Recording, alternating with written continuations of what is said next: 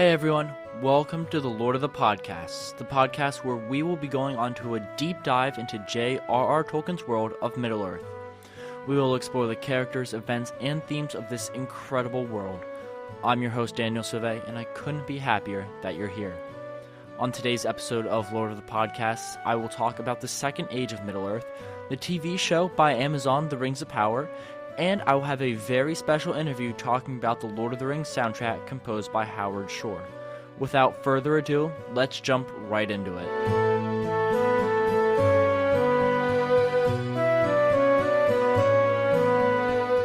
So, on the last episode of Lord of the Podcasts, I covered the First Age of Middle-earth, which ended with the elves defeating the Dark Lord Melkor, or later on in the First Age known as Morgoth.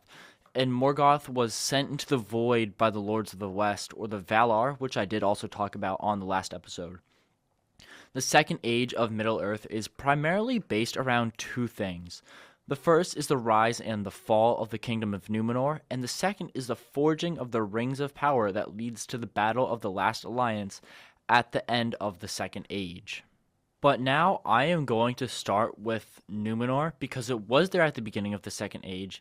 So Numenor was founded by Elros, the brother of Elrond, because he chose to live the mortal life of a man instead of the immortal life of an elf. Numenor was given to men by the elves and by the Valar for their courage and sacrifice in the First Age in the war against Morgoth. The Second Age lasts for about 3,441 years in total, and Numenor is therefore the vast majority of it. I'm not going to be able to give a ton of detail on every king of Numenor because, there's a ton of them. But Elros's line leads to the last kings of Numenor, those being Elendil and Isildur. But long story short, the kings of Numenor slowly throughout the Second Age will turn their backs on the Valar, and they forget the great gift that was given to them of mortality. However, there is a faction of Numenorians that will still hold faith in the Valar. Now, those that still have the faith in the Valar are actually, it's a pretty simple name. It's just called the faithful Numenorians, while those who turn against the Valar are called the Kingsmen. Throughout the line of kings of Numenor, there's a clear distinction for who is for and against the Valar. The leaders of Numenor who remain faithful to the Valar will have the word Tar, T-A-R, before their name. For example, there's a character named Tar Miriel. She's faithful to the Valar. However, one of the biggest antagonists of the Second Age is named Ar-Pharazôn, and the R, just literally the two letters A-R, means the character is unfaithful to the Valar. Very brief and short as it is, the Island King of Numenor will come back into the story with Ar-Pharazôn in just a little bit. However, there was an even bigger foe than Ar-Pharazôn himself. This is coming straight from the Silmarillion here. Quote, "Of old there was Sauron the Maya, whom the Sindar and Beleriand named Gorthar. In the beginning of Arda, Melkor seduced him to his allegiance, and he became the greatest and most trusted servants of the enemy, and the most perilous. For he could assume many forms, and for long, if he willed, he could still appear noble and beautiful, so as to deceive all but the most wary." Now, Sauron was given the opportunity to go to Valinor, to be judged for his deeds. However, he didn't go. In the Silmarillion, Tolkien does write when Tolkien is writing about the Third Age and the coming of the Rings of Power, he does state that at the beginning of the Second Age, Sauron did repent for his wrongdoings, even if it was simply out of fear of what the Valar were going to do to him. Tolkien writes, "He fell back into evil, for the bonds of Morgoth had been laid upon him were very strong." It's just to show that Sauron he did try a little bit. Some say it wasn't 100%, some believe it was, but that's just what Tolkien has written in the Silmarillion. Now, Sauron was the greatest antagonist in Middle-earth, but he did have to regroup and gain his power, so for a while, Middle-earth was very peaceful. By about the year 1000 of the Second Age, Sauron had established himself in the land of Mordor, and he began building Barad-dûr, or if you've seen the movies, the Eye of Sauron. And there he gathered orcs, trolls, and other creatures who were in the service of Morgoth, and now they were in the service of Sauron. So Sauron wanted to bring the elves into his service, so he put on the face of Anatar, or the Lord of Gifts. As Anatar, Sauron went to Eregion, which is an elven city in Middle-earth where some of the greatest smiths and forgers have been, which is, again, a common occurrence here. As last episode, we did talk about Feanor, who was the greatest jeweler, the greatest smith of the First Age, and he was the one who created the Silmarils, which is, again, the name for the book, the Silmarillion. There in Eregion, Sauron did befriend the smiths, including Celebrimbor, who was the greatest smith of the Second Age, and who was also a descendant of Feanor, who I just talked about. Sauron gave the elves knowledge and power of smithing, and he was able to deceive many elves. However, not all were deceived. Elrond, Galadriel, and Gil-galad, the High King of the Noldor, were not deceived. Sauron was in Eregion for about 300 years, and towards the end, Sauron's true work actually began. He eventually helped the elves forge magic rings, which held power in them, and the rings would heighten the user's abilities. Sauron and the elven smiths created 16 rings. So originally these ones were meant for the elves, but the elves are like kind of uncorruptible, and they are like the perfect being in Tolkien's world. So Sauron ended up leaving Eregion without the rings, and Celebrimbor then, after Sauron left, created 3 elven rings. Now, there is a difference here that's not really explained in the Lord of the Rings trilogy during the prologue of that movie, of the Fellowship of the Ring. And the difference between the original 16 and the 3 elven rings is that the 16 rings were directly connected to Sauron, being like Sauron's hands helped make them himself. But with the 3 elven rings, it is different because Sauron only left instructions. He wasn't there in Eregion when they were being created. So while he provided the instructions, he was not in Eregion during their creation. This, combined with the elves being unable to be swayed by Sauron, used their rings for good. Círdan the Shipwright, who would eventually give his ring to Gandalf the Grey, his ring was used to inspire, and the other 2 rings were used to just like withhold and protect and to grow. They were used for growth rather than destruction. The rings were sent out from Eregion by Celebrimbor. They were sent to Galadriel in Lothlorien, Gil-galad in Lindon, and Círdan the Shipwright in the Grey Havens. Now, it's important to note that the 16 rings originally created by the elves and Sauron were kept in Eregion, and no one put them on. After Sauron left Eregion, he went to his land of Mordor, and in Mount Doom, he created the One Ring of Power.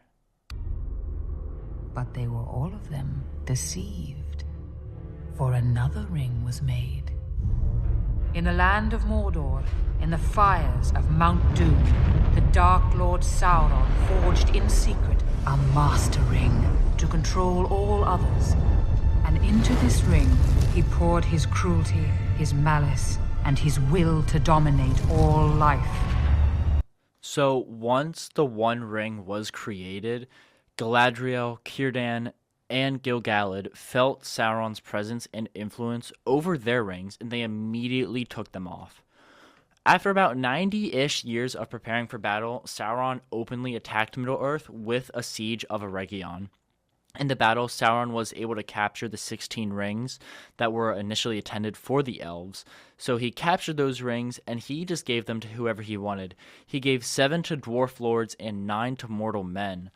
Unfortunately for Sauron, the wills of a dwarf are just like super strong, and they remain uncorrupted by the rings.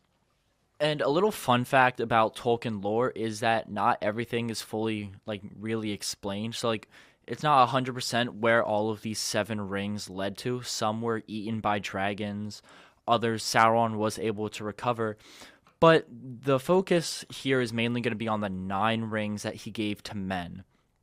So he gave the 9 to mortal men, and the men slowly became a ringwraith or a Nazgul. In popular media, these are shown in the Lord of the Rings trilogy. The 9 Nazgul were Sauron's strongest allies and servants. However, Sauron was eventually pushed back by the armies of the elves. This is, again, after the Siege of Eregion, after Sauron had basically decimated a lot of Middle Earth. The elves were able to push him back with actually some help from Numenor. But again, Sauron took years to regain his strength, and he once again was ready for war again. What happened after I think is actually really interesting. Sauron, when he came back out, was like, I'm here, I'm ready to fight again. He was calling himself the King of Kings and the King of Men. This greatly just like annoyed Ar-Pharazôn, who would eventually invade Middle-earth in an attempt to defeat Sauron.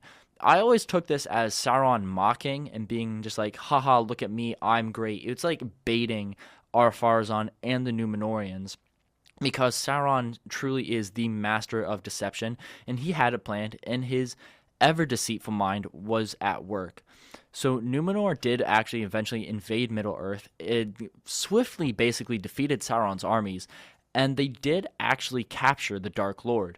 When Sauron was captured, he wasn't in the form of the Dark Lord. Instead, he was in his fairer form, one similar to one that he was in when he went to Eregion, like Annatar. So while the Númenóreans were not disguised by the guys, they did take Sauron to their island kingdom as a hostage. Once in Numenor, Sauron's work began again. In just a few years of living on the island, Sauron went from being a captive to legitimately the king's top advisor. Sauron had the people of Numenor build a temple to worship Morgoth. Here at this temple, the Kingsmen, again the one who were faithful to the king, who was against the Valar, so the Kingsmen of Numenor would round up members of the faithful and sacrifice them in this temple in Numenor. During this time, Sauron continued to corrupt Ar-Pharazôn so much that when Ar-Pharazôn had become so far gone, he decided to openly attack the Valar. Now, this was the first time anything like this had been attempted. During the First Age, after the door to Valinor was shut, there were some ships that were sent out from Middle-earth to seek help of the Valar, but only Ariandel, the father of Elros and Elrond, was able to successfully reach Valinor and plead with the Valar to help Middle-earth against the Dark Lord Morgoth. However, the Númenóreans were going to Valinor not for help.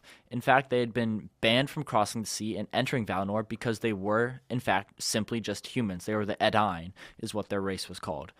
So they had been banned, and when Numenor was just founded, it was possible to barely see the edge of Valinor from the coast. However, when the hearts of Númenóreans continued to turn throughout the Second Age, Valinor actually went further away from Númenorian, so much so that Valinor became hidden. But believe it or not, Númenóreans did actually make it to the lands of Valinor. They did find their way. They were warned, but they did not heed the warnings, and they attacked. After the Númenóreans landed, the Valar called upon Eru, again, Ilúvatar, or basically the god of Tolkien's world, to help them in their time of need. Then Manwë, upon the mountain, called upon Ilúvatar, and for that time the Valar laid down their government of Arda. But Ilúvatar showed forth his power, and he changed the fashion of the world. And a great chasm opened in the sea between Numenor and the deathless lands, and the waters flowed down into it, and the noise and smoke of the cataracts went up into heaven, and the world was shaken. And all the fleets of the Númenóreans were drawn down into the abyss, and they were drowned and swallowed up forever. But Ar-Pharazôn, the king, and the mortal warriors that had set foot upon the land of Aman were buried under the falling hills. There it is said that they lie imprisoned in the caves of the Forgotten until the last battle in the Day of Doom. So that's, again, from the Silmarillion during the Alcabeth. There's something very similar. If you look at what the chapter is actually called, it looks very similar to what I just said, I promise. So essentially, Eru stepped in and wiped Numenor from the face of the earth. However, not all Númenóreans went to Valinor. Those who went and attacked the Valar obviously died. We saw that. They lie imprisoned in the caves of the Forgotten. They were killed. But there were some who were on ships ready to depart for Middle-earth. Those who were on the ships included Elendil and Isildur, essentially the faithful of the Númenóreans. Now, the wave was so powerful from the destruction of Numenor that it took them to Middle-earth, and they formed two different kingdoms of men, one of those being Gondor. Now, those who were on the island of Numenor were simply just wiped out. They were drowned, they were killed, anyway, whatever. No Numenorians, except for the faithful, lived. Now Sauron, the, again, Dark Lord of the Second and Third Ages, was on Numenor when the wave came, but he didn't die. He was taken in the midst of his mirth, and his seat and his temple fell into the abyss. So it's not like his physical form had died, but his spirit was not killed. And I'll read this little excerpt from the Silmarillion here.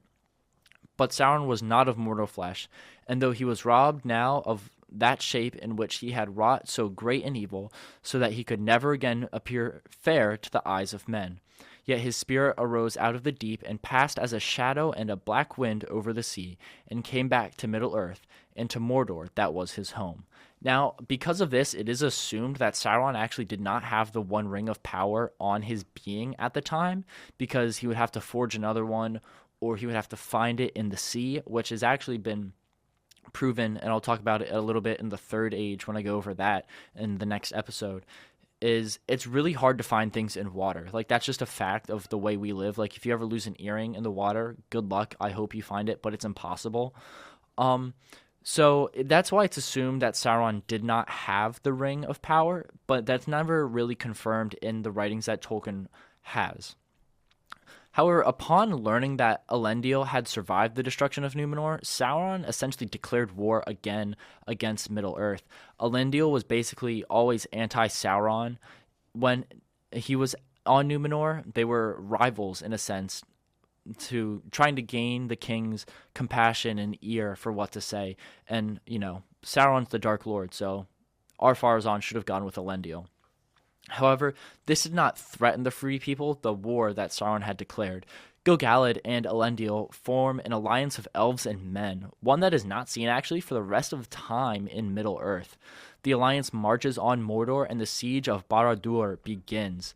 This is no short siege either. It lasts a whole 7 years, actually, before Sauron comes out of his dark tower. Now, together, Gil-galad and Gil-galad and Elendil defeat Sauron in combat, but they also fall and they are also killed. Now, it's important to know that when Gil-galad died, he did have one of the elven rings of power that were technically his. However, because Sauron had his ring, Gil-galad was not wearing his. So Gil-galad, when he died, his elven ring of power went to Elrond, the son of Ariandel. After Sauron is defeated, Isildur takes the shards of Narsil, his father Elendil's sword, and cuts the One Ring of Power from Sauron's finger. Now, the ring does have a mind and will of its own, as it's always trying to get back to its master. However, that is a story for the next episode when I go over the Third Age. I'll get it, it'll be one of the first things I talk about. With the defeat of Sauron, the Second Age of Middle-earth comes to an end. Now, on to our next topic of the day, which is Amazon's TV show, The Rings of Power. Now, The Rings of Power is a lot. Rotten Tomatoes describes it as Prime Video's The Lord of the Rings of Power brings to screens for the very first time the heroic legends of the fabled Second Age of Middle-earth's history.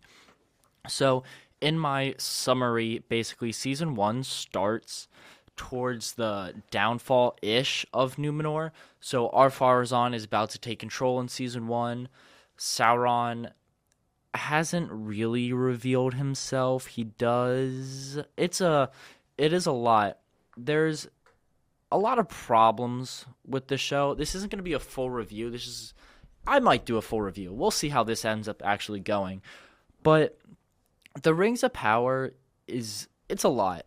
I feel like Amazon, they did spend $500 million on the first season itself, which it's crazy to me that a TV show warrants that much money. But if I was Jeff Bezos and a Lord of the Rings fan, I would do the same exact thing. But I think the problem here mostly lies within the kind of creative control they have. So there's not a lot of material on the Second Age. It's a lot of the appendices in Lord of the Rings, and the Return of the King at the end of that book is where they're getting all of this source material from. Because the Tolkien estate actually refused to sell the rights of the Silmarillion or sell the rights of any of the other books. So Amazon is only allowed to make a TV show that has content from The Hobbit and the Lord of the Rings trilogy, plus the appendices added on to the Return of the King, the third part of the Lord of the Rings.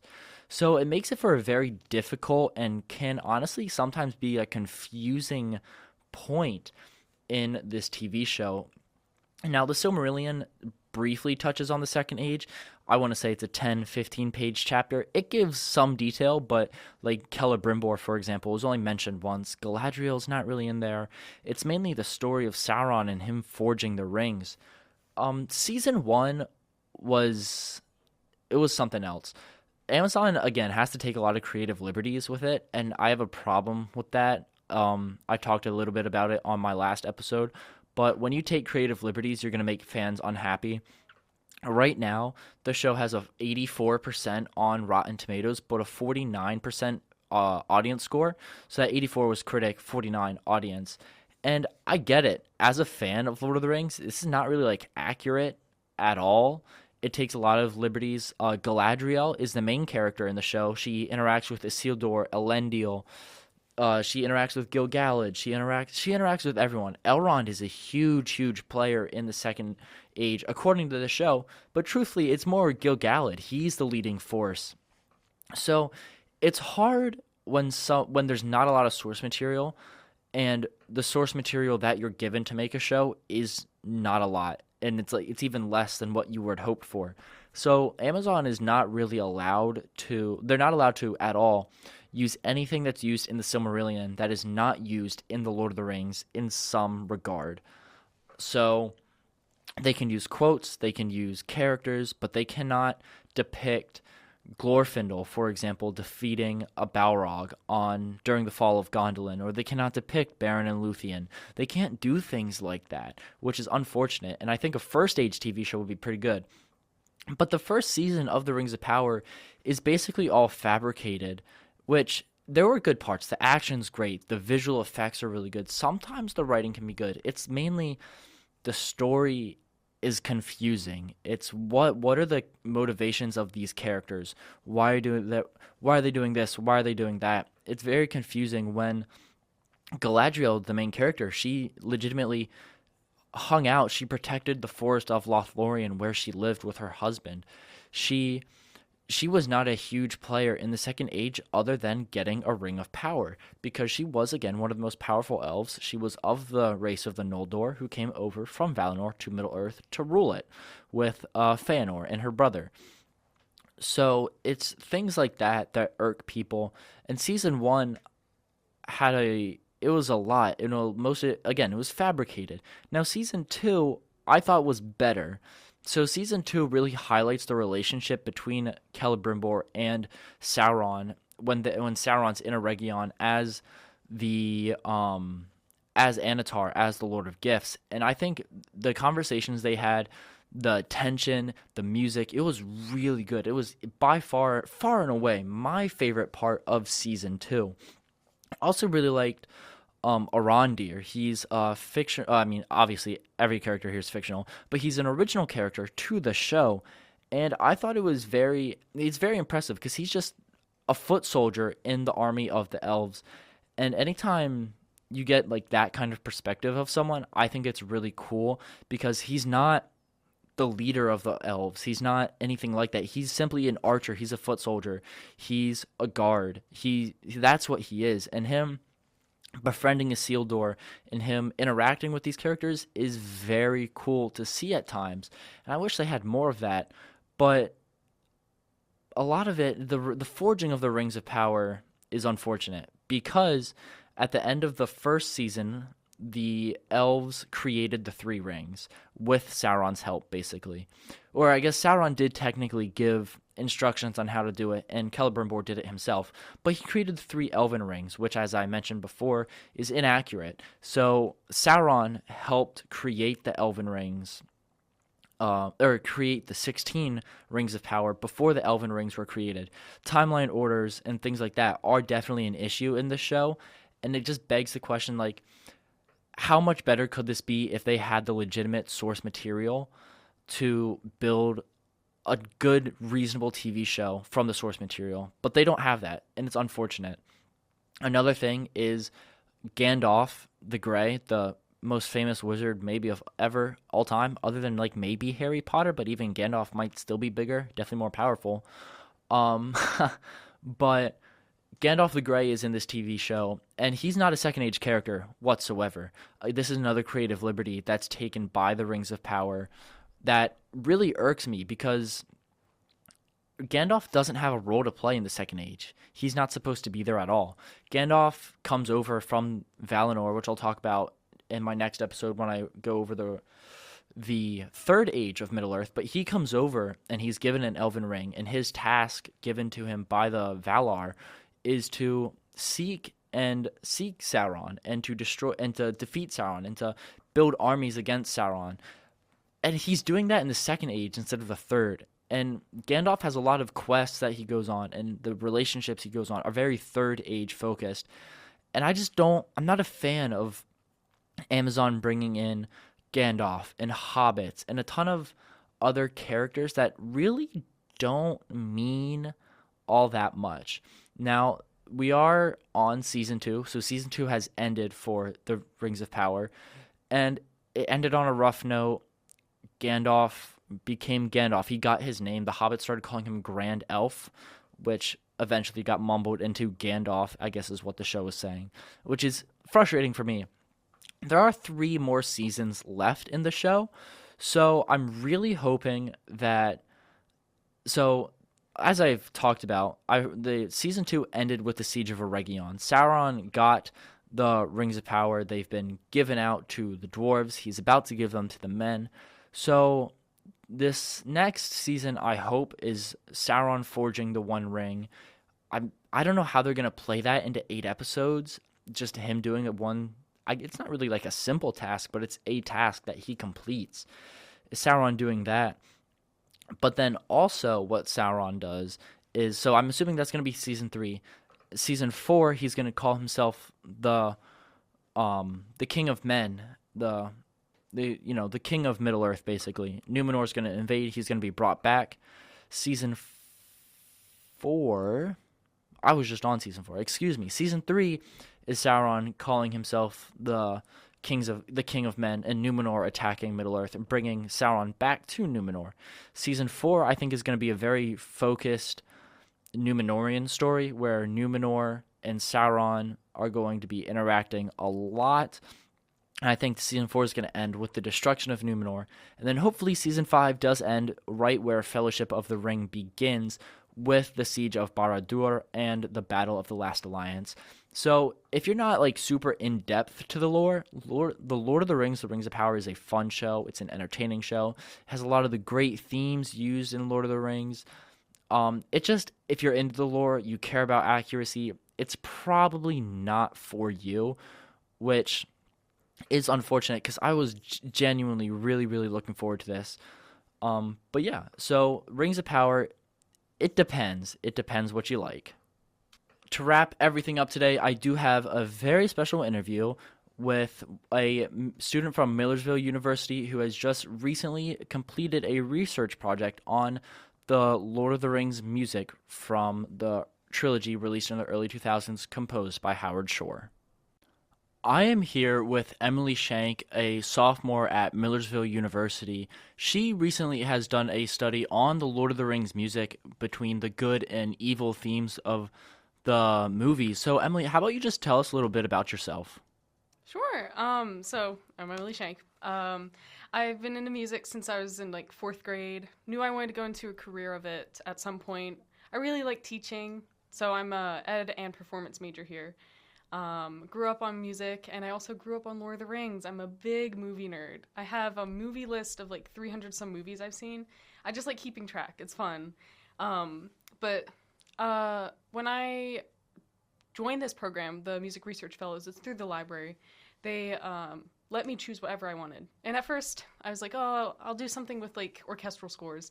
But I was like, if I could research Lord of the Rings, that'd be so cool.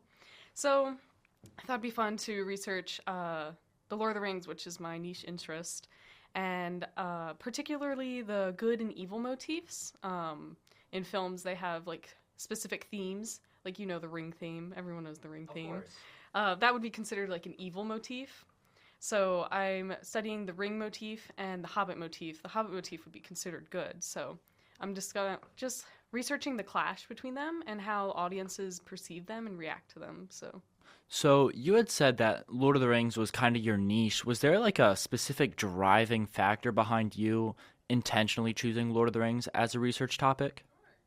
Sure. I grew up on it. My dad really loves it. He's a very big theologian also. And I grew up in a Catholic school, so J.R.R. Tolkien, big theologian. So I learned about him a lot, and we've watched the movies, I would say at least, I don't know, 20 times in a year, every year. Like, it's just, oh, what do we want to watch? Lord of the Rings, let's put it on.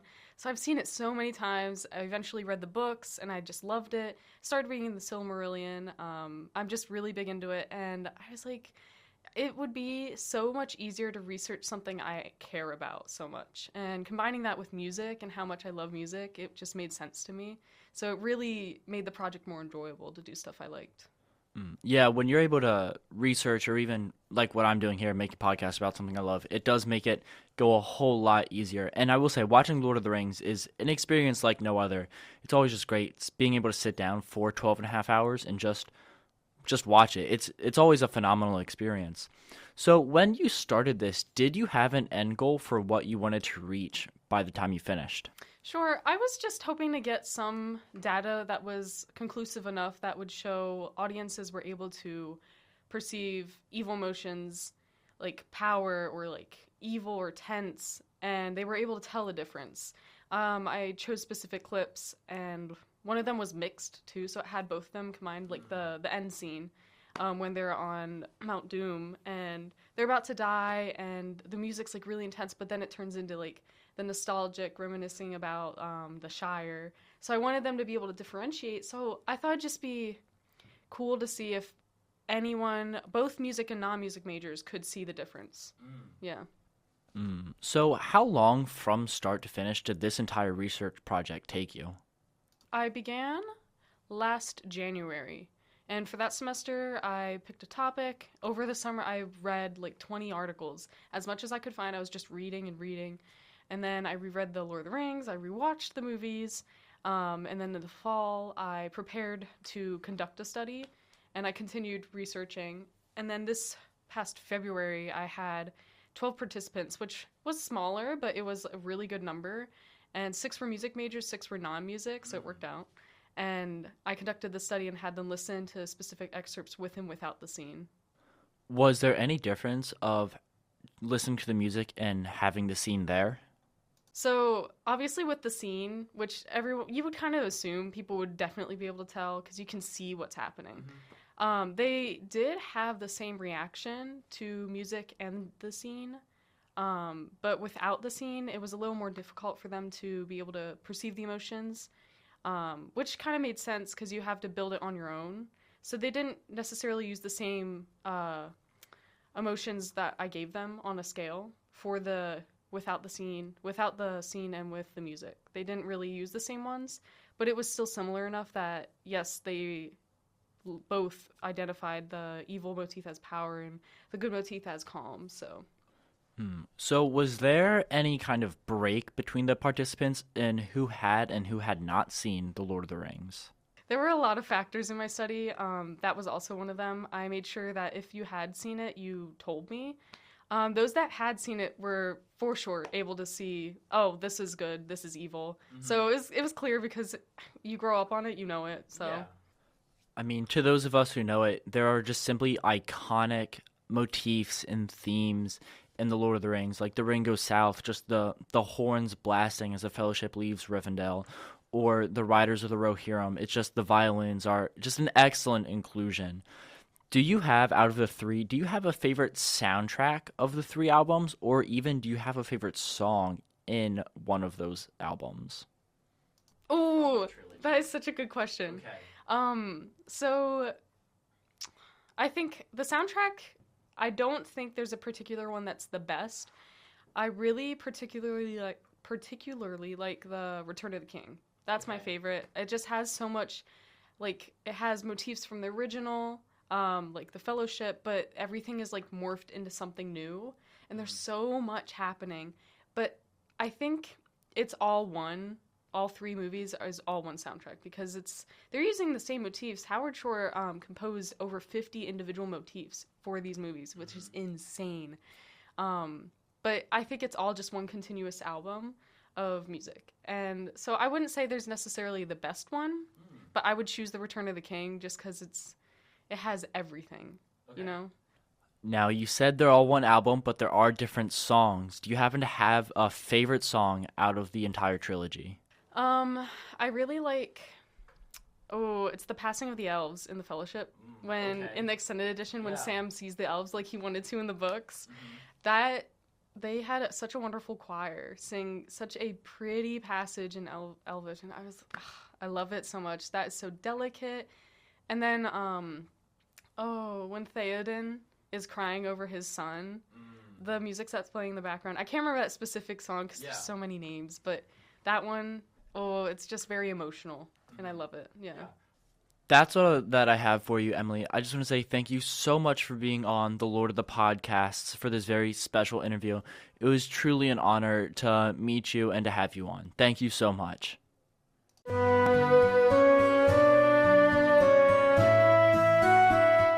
That is all that I have for you guys for today. Thank you so much for tuning in to this episode of Lord of the Podcasts. Make sure to follow me on Instagram at Lord of the Podcasts. I'm your host, Daniel Savet, and I hope to see you all next month as we continue to learn more about Lord of the Rings.